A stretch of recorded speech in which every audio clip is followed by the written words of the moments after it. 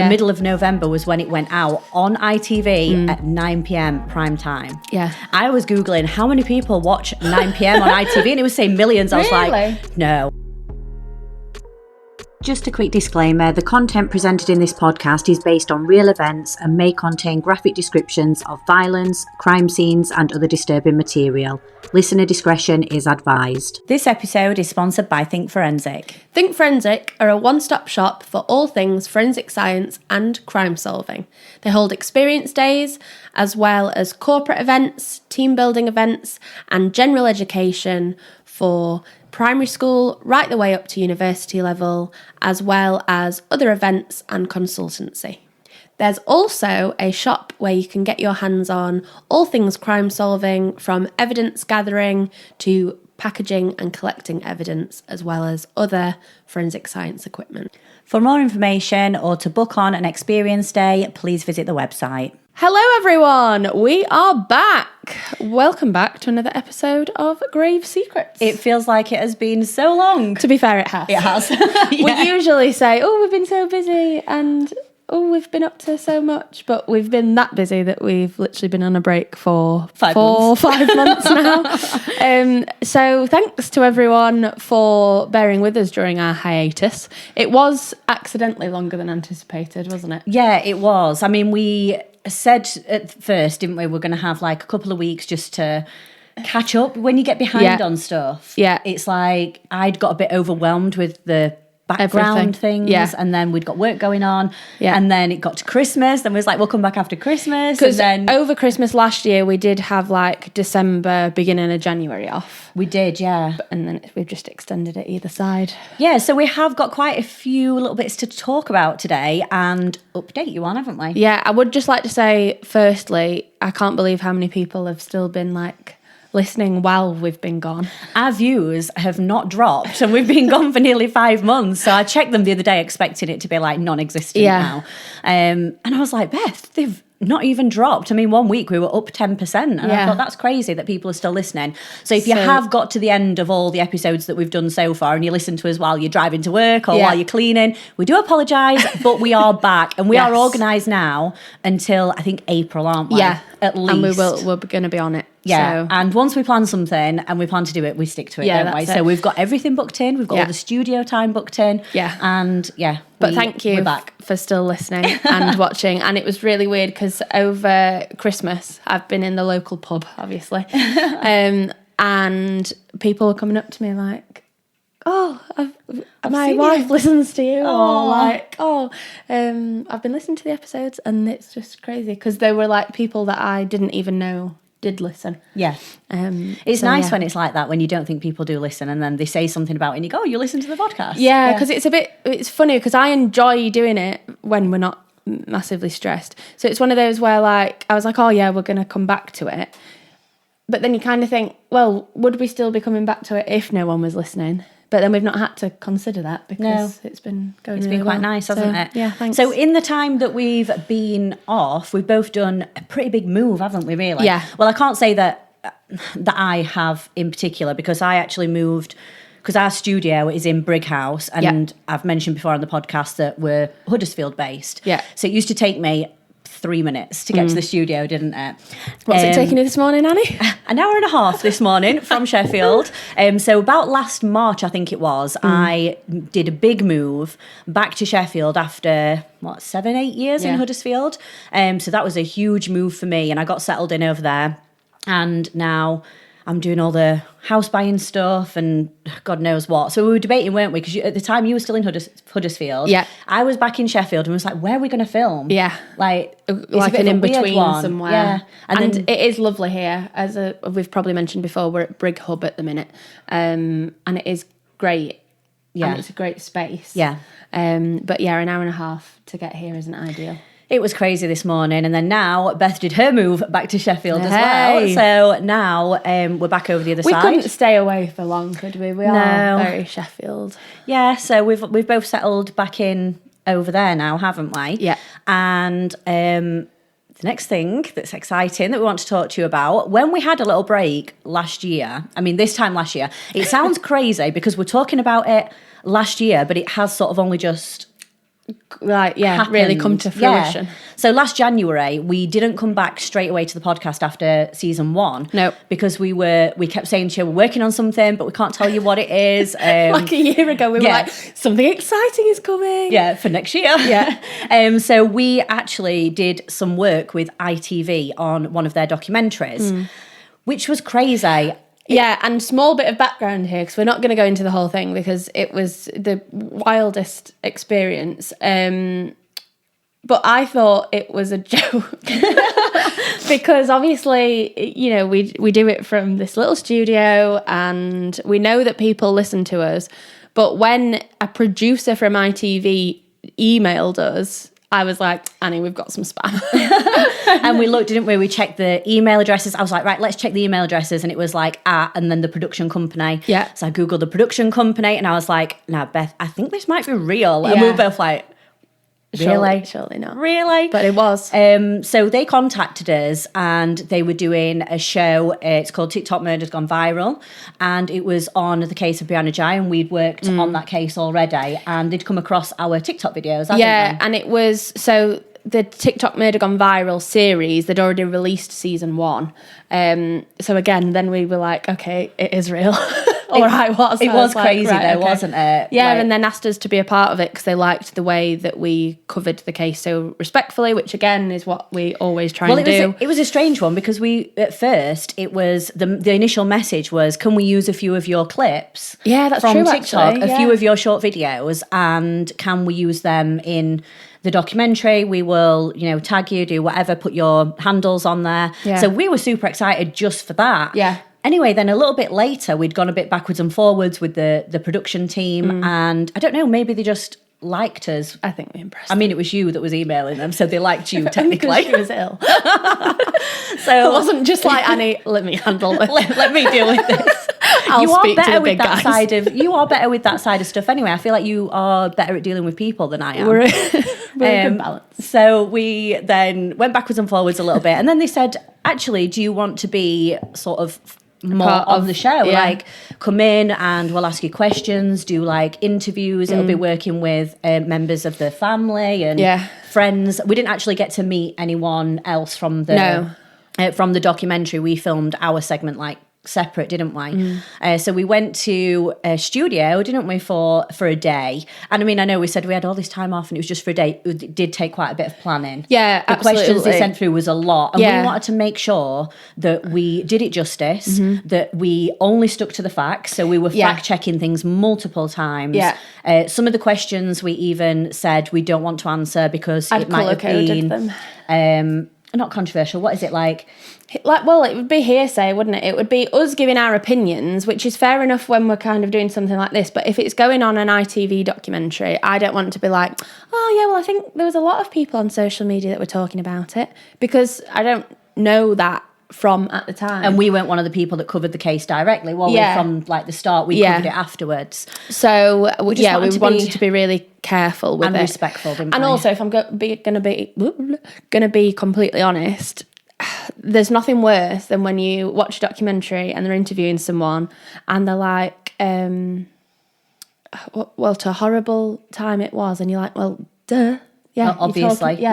So I was really conscious of not wanting to kind of state the obvious in it. Yeah. But also, obviously, sometimes you are reiterating, like we do that on the podcast where we're like, it was horrific.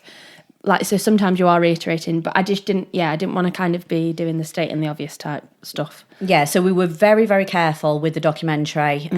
We went through it multiple times, didn't we? Deciding on, the questions we wanted to answer, what we didn't. And I was so proud of us that we stayed strict to that. Yeah. Because with, obviously, ITV and the production company being such a big opportunity, it's easy for them to sort of ask smaller creators, because we are like on social media, we've got a fair amount of views on YouTube and stuff, but we're not like in the millions. No. Whereas the documentaries we'd watched from season 1, there was Annie Elise on there. Yeah. She's got like 1 or 2 million followers or something. Do you know what I mean? She's just got sent a jacket from YouTube. So and we were like, we are not on this level. So we did want to be really, really careful that we weren't overstepping any boundaries for ourselves. And they definitely as well. respected us for that, I think. Yeah, they did, yeah. So, Yeah. So you might have seen us on the telly.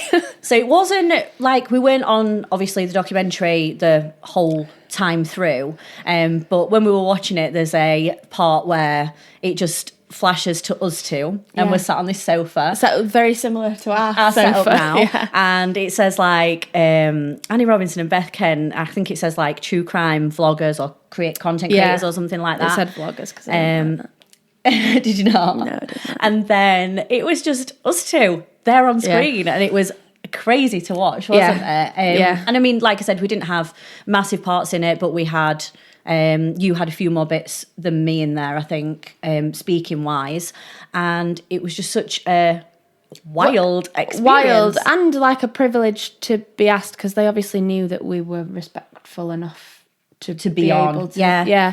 So And then, it was crazy. But and then I didn't think we were going to be on, like, because we weren't on like for the whole show. Obviously with the family, it's with the friends and stuff, so it flicks quite quickly between different people, doesn't it?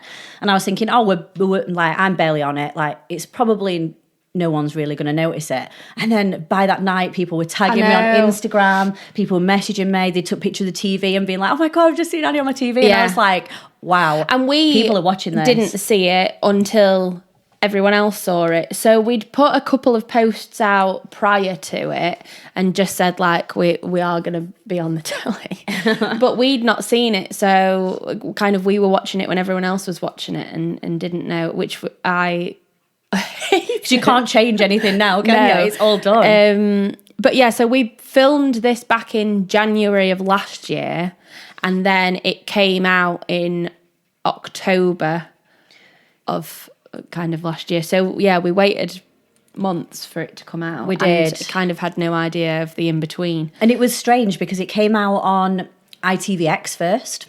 Yes. So it got released on ITVX, so you could search it and you could watch it. And you but can there still wasn't, watch it now on ITVX. There wasn't any like anything surrounding it, no adverts or anything like that. No. So like we clicked on it and we watched it, didn't we? And then it was like between the the end watched of it October on ITVX, didn't you? Whereas Yeah. I didn't, I was too scared. and then between like the end of October and the middle of November, the middle of November was when it went out on ITV at 9 p.m. prime time. Yeah. I was Googling how many people watch 9 p.m. on ITV and it was saying millions. I was Really? like, no. I was like, I'd love to know how many views, like how many viewers they got for the episode. That again, that's when like while I've been home over Christmas and stuff, I had one of my mates and he was like, I went round to my mum's and she just was watching you on the telly. On telly, it's crazy, isn't it? And he was like, hang on a minute, that's weird. Yeah, it is very, very strange, very surreal. Very weird, yeah. And someone messaged us last week and said that they'd found us off the back of that documentary. Oh wow, that's good. So that is really good. Yeah.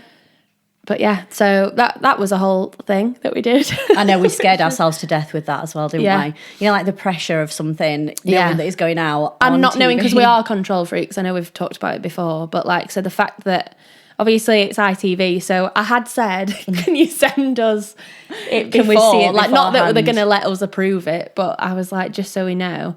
But obviously they're not. They didn't. But because we're used to doing all our own editing, and I think we trust, don't we? If like there's something wrong with our episode, if something we've said something before, and then we've gone, actually, was that something that I've just not made up, but is it something I've got from another case? Or and we go back and fact check it, and then you know full well that you can just say to me, oh, I didn't like this. Can you remove this from? And I'll go on and do it. So not being in control of our own editing was wild as well. But I think that massively helped with the amount of prep. Like, we'd literally written out the answers to all of the questions and then colour coded them. Like, yes, we'll answer this. We'd gone in with so many bits of paper, and it was strange because they filmed us like walking into the room, walking over to the sofa and sitting down and saying like, hi, I'm Annie and I'm Beth. Like it was weird. It was a fun day though. And you know what, it was a year ago now, but I wouldn't have picked that outfit. if I was doing it now.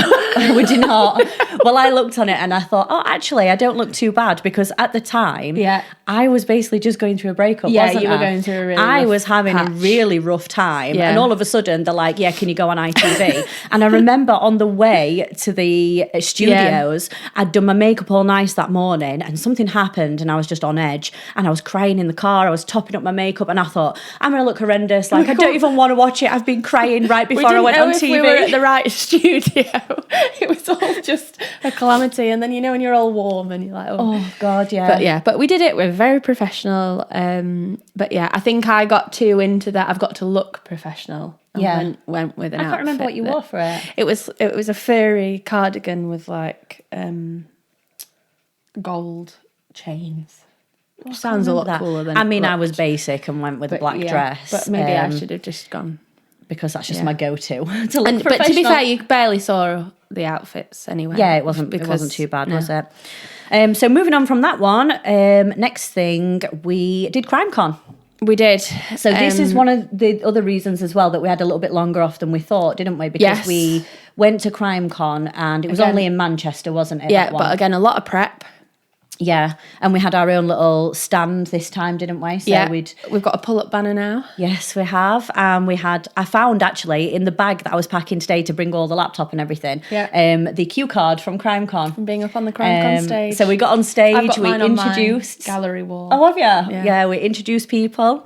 We socialised with other true crime podcasters. We got to meet so many people, didn't we? Yeah, because that was wild as well, because at one point I think you'd gone to get us hot chocolates and right. I was just like sat looking at something and then someone went like that and I like looked up and she was like, oh my God. She was like, I watch you guys. And it was like the first time we've encountered like a fan who doesn't know us in the wild kind of thing.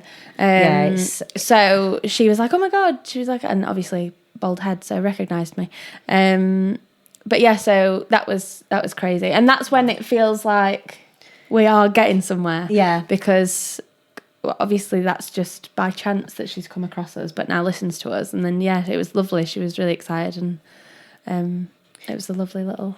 Because we don't like monetize anything. We just started up the podcast with no expectations. We wanted to be victim focused. We wanted to tell you about cases. Yeah. But meeting the other podcasters and seeing how they went from where we are now to how they've scaled it up on such a level, but still managed to keep their originality and still stick to what they started the podcast for. It was so good to talk to them. Yeah, well, I think we learnt a lot, didn't we? Yeah. Definitely from being who did there. we meet now? We met Murder Mile, didn't we? Yeah, Murder Mile we met. I'm rubbish at names of people. There was loads of other podcasters there, and it was so nice. And since meeting them as well, we've sort of been invited to other bits and bobs, haven't we? And other events and other things. So hopefully this year we will scale the podcast a bit more. Yeah, and you'll see some more stuff from us. Fingers crossed. But that might mean that I have to be more annoying and be like, please follow and subscribe. Yeah, leave us a review. We've for a while now we've been playing with the idea of a Patreon, doing different things over on there. I was thinking even someone was asking me the other day about how I do the notes, because I was saying I've made it more difficult for myself, because when we first started I was really comprehensive with the notes, and now if I'm not that comprehensive with the notes I feel like I'm not prepared, so I have to do it every time. Yeah. But even just like a behind the scenes of how we actually do it. Yeah. I think maybe people would be interested in. Yeah, probably. So we do want to do more things. It's just like we said, we do a lot of the podcasters that we met, it is their main and a lot of them we did find, which we'd not really considered, have either a team or like an agency behind them. It's just us doing the editing, artwork, everything. So in fact we've been talking about numbers today, because I was as in me drawing them out. Do you want me to draw you a number for this episode? These are the conversations we have, where I'm sure these bigger podcasters won't be having this. It didn't help either. Again, made it more complicated for ourselves that I've created our own font. So now it's not like we can just Canva it. We can't just copy and paste. Draw it every time. It's all in best writing. So yeah, we've had some really, really interesting things. Yeah, and if we go through year. a rebrand at any point, that's why. Yeah, because we're going generic, so we can just copy and paste it into Canva. Yeah. So yeah, today, anyway, back to the episode after 20 minutes catching up. Yeah, sorry, we've not even said this is an eyes and ears episode. Just for anyone that's not sure, however many minutes, 19 minutes in, this is going to be an eyes and ears episode. We're not just talking about us the entire time. We are going to talk about something to do with true crime. But there is no case. So if you've got 19 minutes in and you're waiting for us to start a case, it's not going to happen. Well, hopefully they'll know from the cover. Yeah. Yeah. Hopefully. This is eyes and ears. We'll have to put a warning in at the middle. This is an eyes and ears. Yeah, maybe just clip it at the beginning. Oh, God. Well, it's our first one back, guys. Yeah. Just bear with us. We're still getting back into the swing of it. And that's why we started with the eyes and ears, because it's a more relaxed case. Yeah. A more relaxed episode. Yeah. And then we're going to be moving on to doing another case study. And as always, we've got a lot to talk about. Yeah, we have, haven't we? And we've gone on for 20 minutes already. So let's actually get into the episode. So eyes and ears is something that we do where it's things we've listened to or we've watched, mostly to do with true crime. Yeah.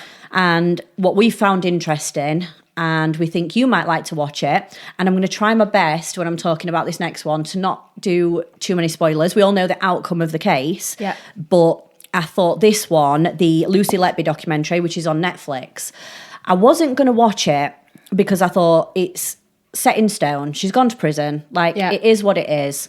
I heard a lot about the case at the time. Obviously, it's a little bit quieter now. But since this documentary... How long ago, sorry, was it actually that she got I can't even remember. arrested? I can't remember, but it was quite a while ago now, 'cause she's been in prison for a bit. But this documentary really left people divided. And I'd seen loads of people saying like, oh, if you watch this documentary, let me know what you think of it. And I thought, oh, you know what, I'll give it a go. So I started watching it and it seems pretty straightforward. So I sat watching it for the first Is it just one episode? Yeah, so it's... Right. I think it's under films, not a series So like an hour and on a half or Netflix. whatever. Yeah. So I started watching it and the first 20 minutes, I was like, this is very generic. They have the body cam footage of Lucy Letby being arrested, some things from the interview. And in the interviews, she seemed very calm. She answered questions. There weren't anything out of the ordinary. She got released and then they obviously went to get more evidence. Okay. And then they went and rearrested her a little bit later Calm as if like she knows she's not done anything wrong, calm, or calm as in like detached? Because I feel like if I'd been accused of killing numerous babies... Yeah, I would be a wreck. Yeah.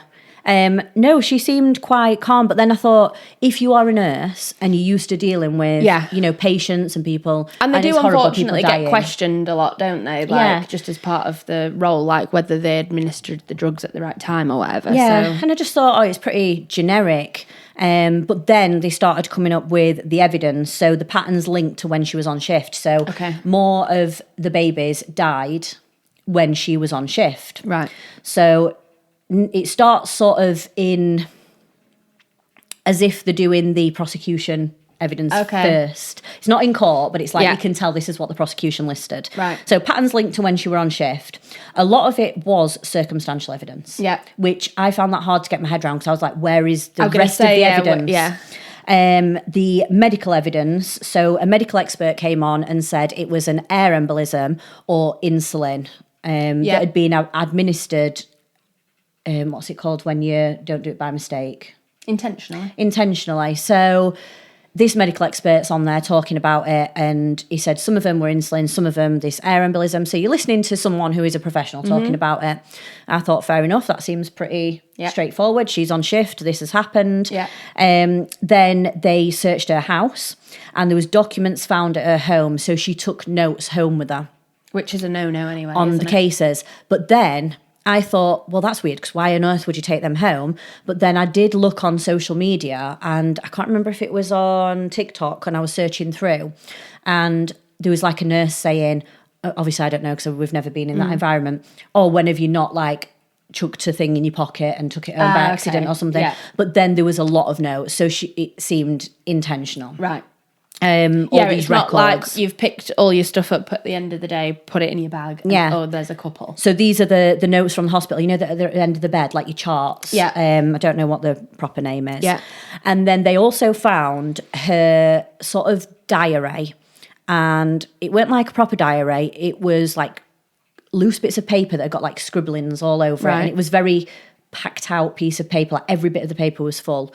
And she'd said, like, I am evil, I've done this. Like, there were loads of stuff in there that was odd. Yeah. And then in her actual diary, she'd wrote the initials of the babies that had died on what day. So it's like as if she got home from work and wrote the initials of the baby in it. Right.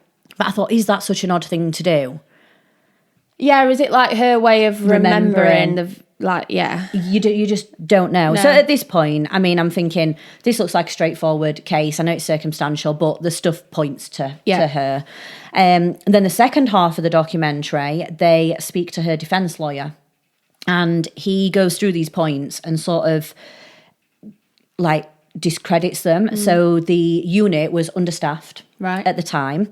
And it was already a struggling unit. Okay. So what happened is they'd put more overtime out because they were understaffed.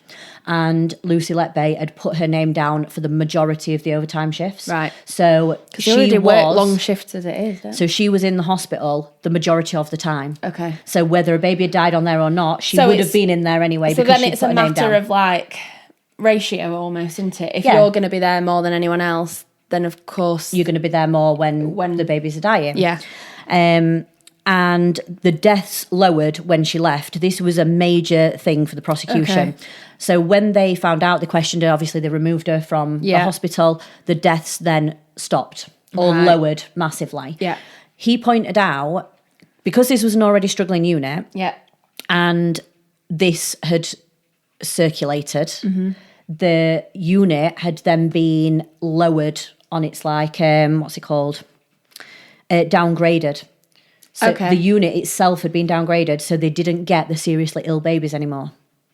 Oh, right. Because of all this. So then it would make sense that there weren't as many babies dying. Yes. Right. Because it had been lowered. Oh. So it's like, right, okay, now it's a bit different. To be honest, I wouldn't want my baby on that ward. No, you wouldn't, would you? Yeah. You're not sending my baby there. Yeah. Absolutely not. Yeah. So that was a point. Okay. And then the notes that they found, she had actually been to a therapist, because if you're around people dying all the time, and I know this with work, they are quite good with getting you help if you need it. Yeah. And Lucy Letby had actually been to talk to a therapist. Okay. And the therapist had said to her, you need to express your feelings and your opinions on paper. Yeah. And a lot of the stuff that she'd written down, because I guess it's quite was her own in her head. Yeah, because I guess it's quite intense. You know, like if you're catching up with your mates over a glass of wine and you're going out for tea or whatever, you can't be like, oh, guess what happened today? This is how many children have died. Yeah. It's too hard going, isn't it? Yeah, so I guess that would be kind of the next best way to process So they were everything. saying, is that her being anxious about the situation? And she did actually say, I felt like I was to blame because I was on there, like I was there at every time. What could I have done? Like, what could I have done different? And she said in her head she was blaming herself. Right. So that's why she was then writing it down, but it was under the instruction of the therapist. God. So these were the notes that they found. You also don't know when she's written them. You don't know whether she's written them beforehand. You don't know whether she's written them kind of at the time. Yeah. It's there's a difficult. friend that backs her the whole way through and says, look, I think they went to uni together. There's pictures of them like graduating, working together. And she says, without a doubt, she doesn't think she's done it. So I've spoke to a few people on social media, and some people are adamant that she is innocent. Yeah. So interestingly, I've obviously, as you can tell, I've not watched it. But obviously at work, people have been talking about it and everyone's been asking me if I've been watching it. And I would say the majority of people that I've spoken to feel like there was kind of a bigger cover-up of the hospital. That she's almost scapegoat. Now, not to say that she's completely innocent, maybe, but I think a lot of people feel that even just based on the forensic evidence, there isn't enough for her to have been charged with. Also, the doctor who had said about the medical evidence, the defence lawyer also discredited him. As a doctor? Right. Oh, God. To give evidence. Okay. So it's a tough one because if she has done something like that, it is horrific. Yeah, And you do not want absolutely. anyone released like that to the public. And I wouldn't bet my life on it either way, because I would think if she has, and you risk someone like that getting released to the public, but the jury did find her guilty. It's hard, isn't it? Yeah. Yeah, I find it a tough one. I've not watched it. So I don't want to, there's a few bits in there that we've just said. But if you do watch it, let us know what you think of it. Yeah. In the comments, let us know which way you sort of go on it, 'cause it is a very controversial one. I've realised that I really struggle with the unknown. Just in general life. When something just ends and you're like, well, what happened? But it's like that one that you watched, which again, I've had feedback from people that have said they really liked the last Eyes and Ears, where you were talking about the documentary with the disappearance of the woman on the cruise ship. Yeah. And again, I've still not watched that because where do I go with that information? We want the ending, don't we? So, to be fair, while we've had the break, I've been on very much a crime hiatus. Oh, you've had a detox. Other than work, really. I've not even been listening to my old murder stories on at night. No. Oh well, no, that's she's lying. Yeah, I've actually realised I've swapped it with something worse. Oh no, what? I've swapped it with, again, I'm like old lady Facebook reels. So I've actually swapped it with these half an hour to an hour long body cam footage of American cases. Right. So generally speaking, you'll see them actually turn up to the scene. You'll see the interactions there, and then you see the footage from the interviews. But people are wild. I've said wild a lot. I can imagine in America as well, because the cases we've covered in America are sometimes crazy, aren't they? Yeah, it's really difficult, but I fall asleep to them. It's getting worse. But actually to sit down and watch things, I've not really been doing. So I've got a couple of things to talk about, but only one of them's a TV one. Right. So on Netflix, turns out there's 2 series, but I've only watched the second. Okay. Which usually is a cardinal sin for me. You don't start on season 2. Yeah. But it doesn't matter because it's called Unlocked, a Jail Experiment. Don't know whether anyone's seen it. I've actually seen this. The first series, I think, was a while ago. I've seen it advertised, yeah.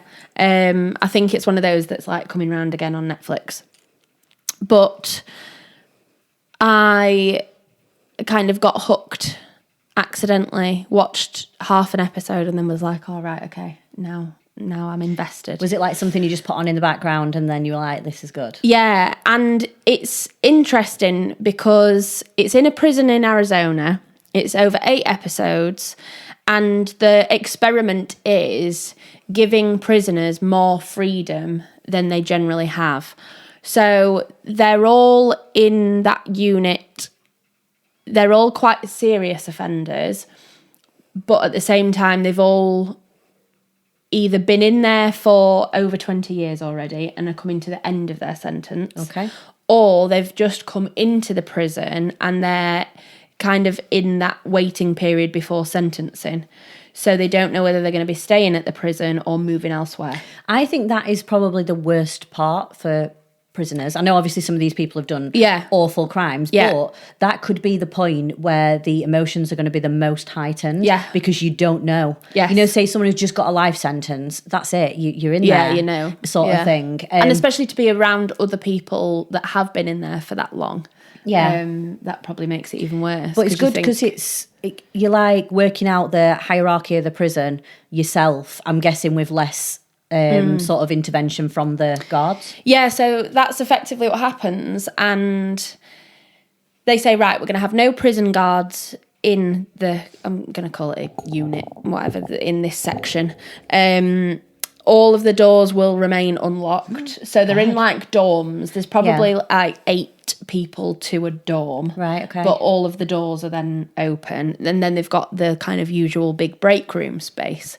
And very quickly, as you say, this hierarchy is kind of created. Now, there's a lot of, obviously, like socio-economic politics around it. And this prison's quite unusual in the fact that the white male population is greater than any other. Wow. So they hold the power, which I think in most prisons in America is unusual. Yeah. So there's a lot of racism in it, but it's how they all coexist.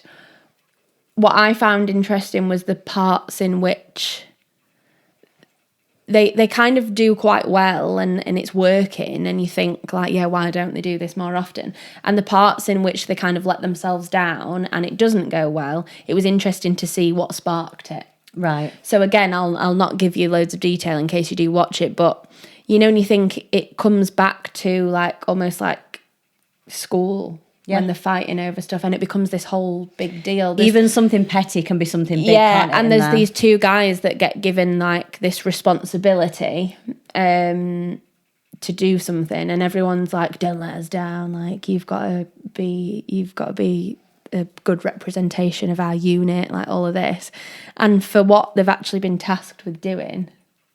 It's like something minor. Yeah, it's crazy. Yeah. But it was a really good series, and it was interesting for me because obviously we're always talking about the victims, and obviously they are all in there for quite serious crimes that they've committed. But a lot of them, it was when they were in the like late teens, early 20s, and then now you can tell a lot of them are kind of a completely different person. Yeah. And it's the humanity in it, and to see how they've changed over that period of time in there. Yeah, as well. and a lot of them they say, right, if I'm going to be part of this experiment, then I want it to matter. I want it to mean something. Yeah. So they actually ask for someone to come in and do like social skills with them. Like they want more of these like educational workshops.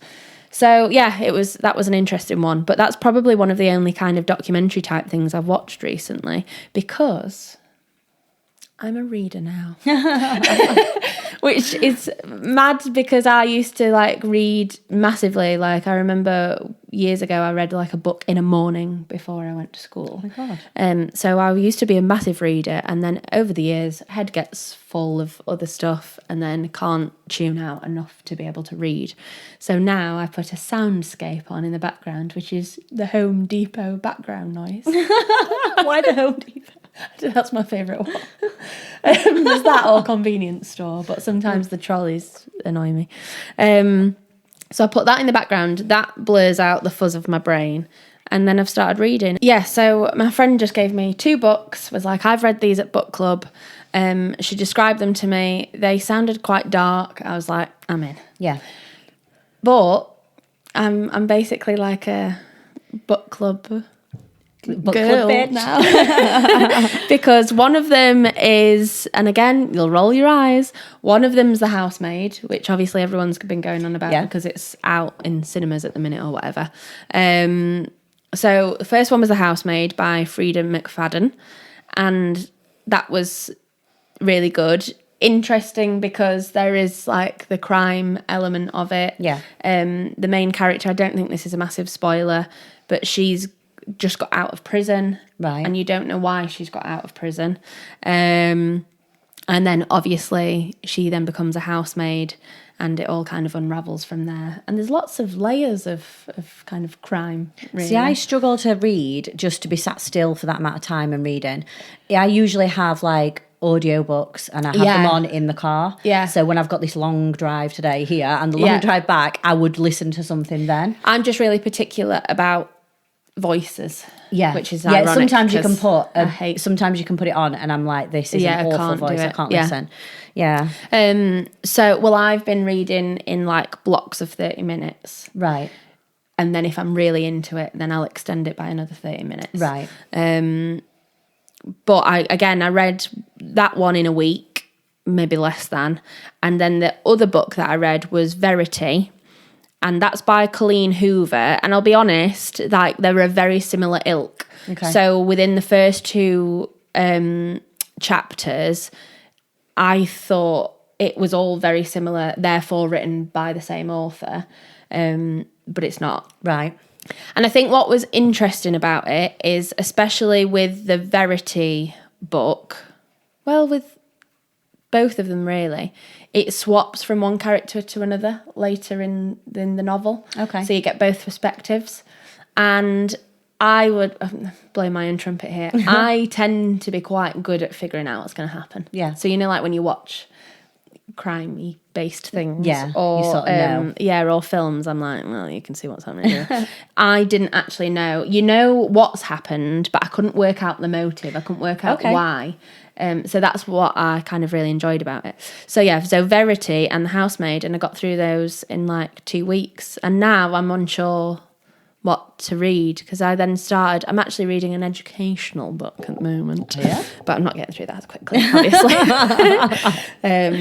I'm trying to be a reader. So if you've got any recommendations, that kind of thing for now, I think, and then once I've done a few of those, I'll try and explore more. If you've got any recommendations, let me know. And then the last thing I wanted to talk about, or do you want to do yours No, you first? do yours, it's fine.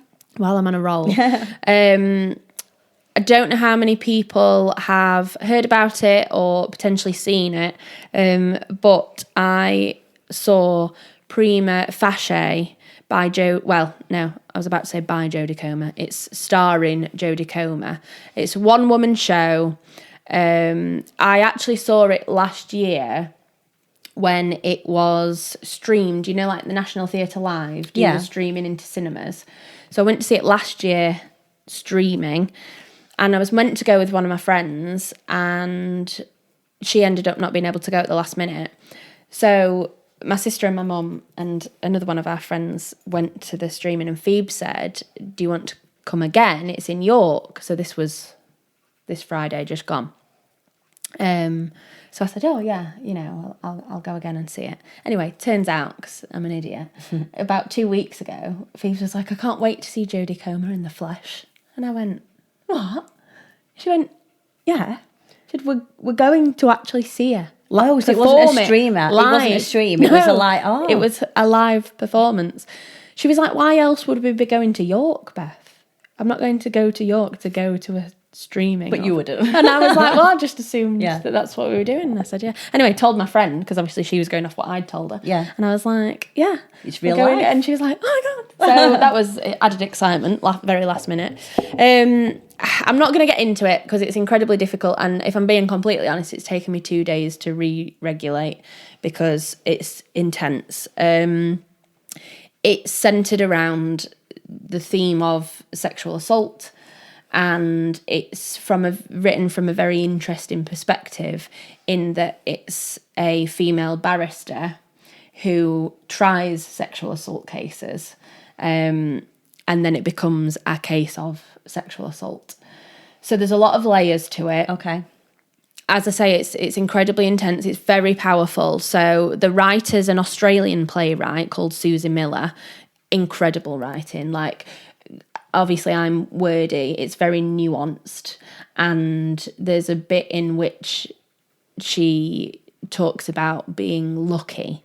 And she's in the most horrific circumstance that isn't lucky at all. Yeah. But she just still feels lucky that she's being basically represented by a trustworthy person. Yeah. And you think, God, to be saying that you're lucky in that situation is crazy. But again, I've just picked up on one word there. Yeah.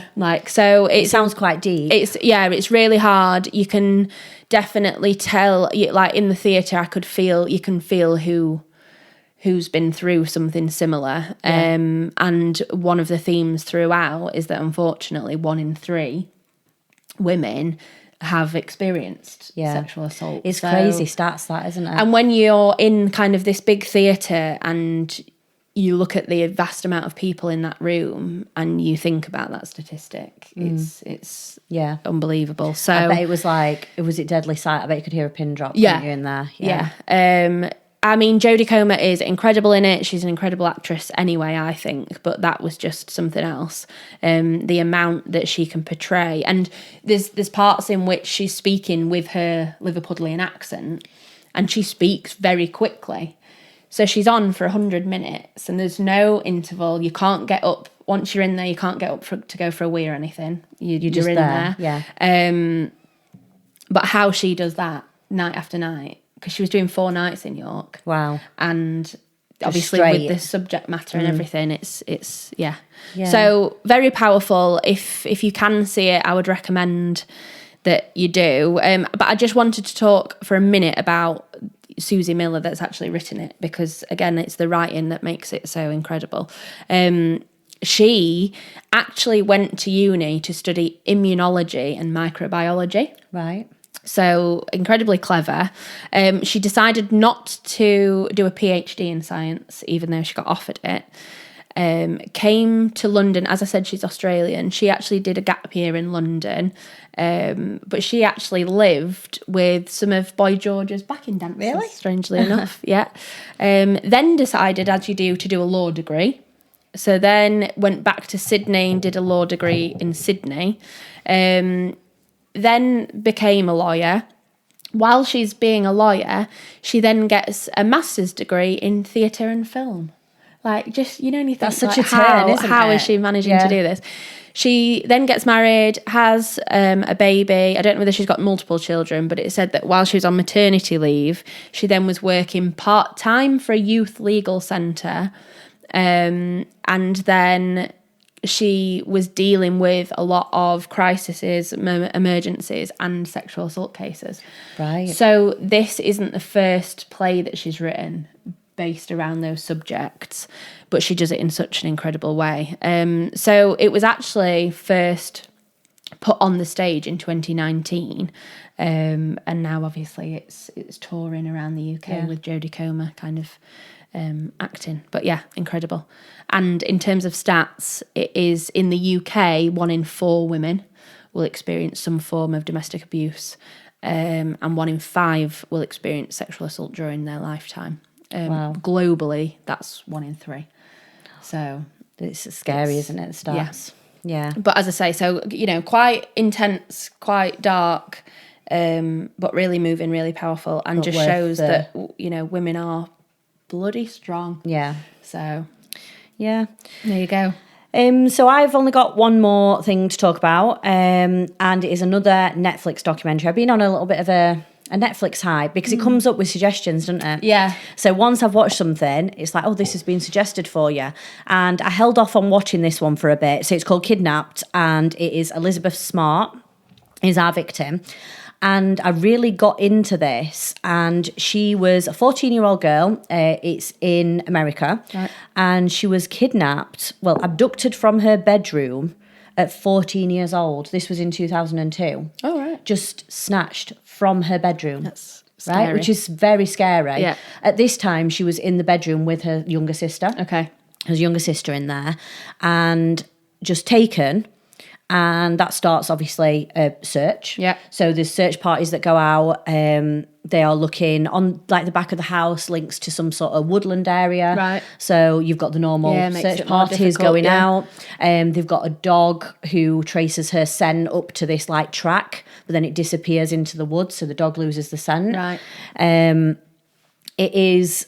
And I didn't know what was going to happen throughout this documentary. Mm-hmm. And it was really good because I'm going to give you a little bit of a spoiler. But Elizabeth was held captive for 9 months. Right. In camps and like makeshift shelters between the woodland area, basically behind her house, but they'd gone far enough into the woods that when Elizabeth got kidnapped, she got tucked into this tent in the woods. And when she was kidnapped, she could hear the search team shouting. But the guy who kidnapped her said, if you reply or if you shout, there's going to be consequences. Was the offender there with her the whole time then? So there was 2 offenders in this case. So there was a man and there was a woman. Ooh. They were dressed in these weird white robes. Sorry, was this a really bad investigation or just absolutely crazy I don't know if it's crazy coincidences. I mean, more could have been done. Okay. Don't get me wrong. Yeah. So she's now held in a tent. They lead her into this tent. Anyway, there's a woman there. So she thinks, well, okay, maybe I'm a bit safer with the woman. Yeah. And the man who's kidnapped her I think he's attempting to start some sort of cult. Right. And he's what he says is his wife. His wife dresses her in this white dress, and he then sexually assaults her and says, right, if anything else, if you try and escape, it threatens her with all sorts of violence. And he uses religious control. Right. Which is a weird one that we don't really hear much about, is it? No. In sort of these sort of cases. She endured mental, sexual, physical abuse daily. But investigators in the start focused mainly on her family members. And I know that's where they start in the first place, but they sort of over-focused on them. Right. And they were questioning her uncle. But the little sister was in the room. Yeah, I was going to say, I do think it's hard when when a child's taken from the home, because you do think, like, would you not wake up? Yeah. Would you not hear something? Well, she did. Right. But the sister was taken with a knife to her throat. Right. And the little sister had obviously frozen. Because if she's 14, I think the little sister was 9. Oh, okay, yeah. So she heard and saw some things. Right. The little sister said, I recognise the voice, but I don't know where from. But then if it was her uncle, she'd recognise her uncle's voice. Yeah. Do you know what I mean? Yeah. So anyway, this goes on for a while, and the sister's got like some sort of mental block where she doesn't know where she knows this voice from. Yeah. One day, it clicks, and the little sister said, the voice is the homeless man that we've seen. So the dad's thinking, Surely seriously? not. Yeah. Anyway, this homeless man is called, I think, Emmanuel or something, and he's quite distinctive looking.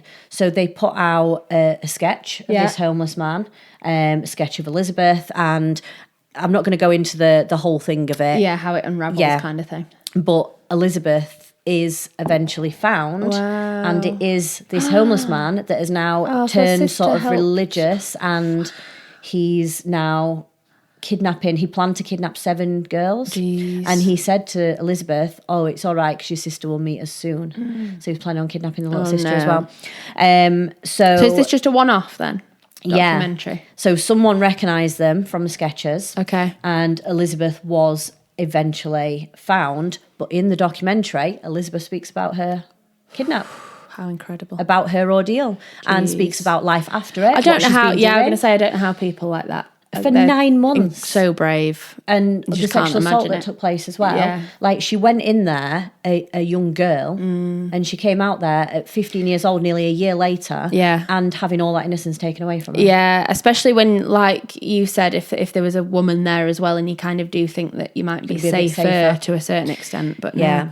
Yeah. So that is definitely worth a watch, because I was thinking, like, the kidnap, they're thinking they haven't found a body, she just disappeared into thin air, like you normally documentaries go, don't they? Yeah. And the next minute, Elizabeth flashed up on screen and she's like, hi, I'm Elizabeth Smart and I was kidnapped. Gosh. And you're like, wow. Yeah. And then she tells it from her side of the story, which is really good. When you were saying about religious control, that made me think of Wayward. I've watched Wayward, the series. Yes. And that's I've started and I've drifted off. Right. So that's obviously non-fiction. Yeah. But that's about almost like religion and coercive control, and that was really interesting.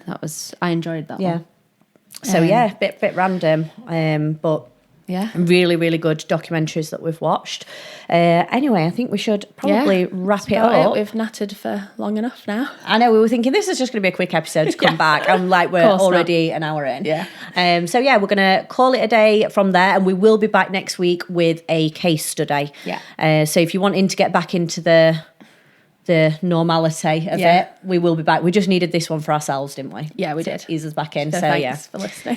Thank you for sticking with us through this, and we will see you next week. Bye. Take care.